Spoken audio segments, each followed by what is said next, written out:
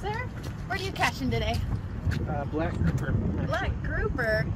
Well, actually, sir, that is a gag grouper. How could you tell? Well, see, you could tell by the gag grouper having white margins on its anal and caudal tails, and you can also tell because the black grouper has a gray body with black spots on it. Why is that important? Well, it's important because we're trying to save the population, because right now they're being overfished in this Gulf of Mexico. So we have to help out the population any way we can, sir. Hello everyone, my name is Diana Riojas. My name is Brecken Healy. I'm Gabriel Gagnon. I'm Tomas Eggers. I'm Hayden Sorsby. Alrighty, and we're going to be talking about gag grouper that is being overfished in the Gulf of Mexico.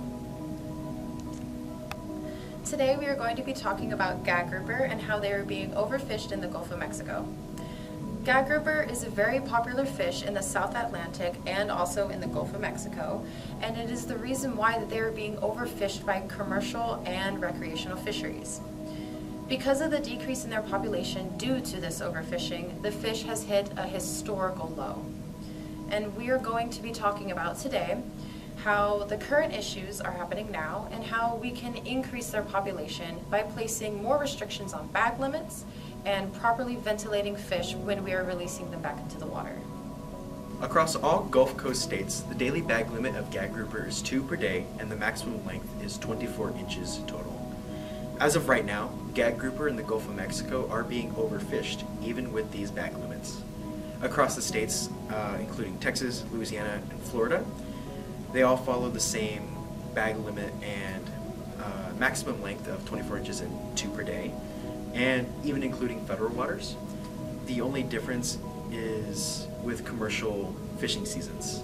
Even with such low bag limits, this is still a very serious issue because gag grouper grow at a very slow rate. Gag groupers are considered to be hermaphrodites, meaning they start as female and will later transition to male. It can take up to 4 years before a gag grouper switches from female to male, making it even longer to have new offspring with the new generation. Even with current and federal regulations, their populations are still struggling to grow. Gag groupers are commonly found at depths of 60 to 500 feet.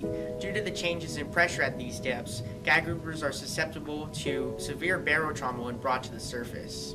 Barotrauma is a type of injury that occurs when there is a change in barometric or water pressure. Common symptoms include bulging eyes, bleeding gills, gas bubbles formed under the skin, and an expanded swim bladder that pushes the stomach out of the fish's mouth. When this process occurs, the fish is unable to reverse it, and it is unable to swim back to its normal depth. This unfortunately results in the either instant or eventual death of the gag grouper. However, there is a way to lessen the severity of the barotrauma by deflating the swim bladder when it is brought to the surface. This increases the survivability of the fish. Right, the general public can certainly make an impact on the health of all of our fisheries. The first recommendation to help the gag grouper fishery is to decrease bag limits and shorten the seasons for both recreational and commercial. The general public is a formidable force when focused. We can look to Texas and the red drum or the redfish as an example. The redfish almost became extinct in the 1970s, but thanks to a group of fishermen that focused their time, energy, and resources, we have one of the best redfish fisheries in the U.S. They formed the GCCA, which is now known as the CCA, and lobbied to make redfish a sport fish and banned all commercial fishing for redfish.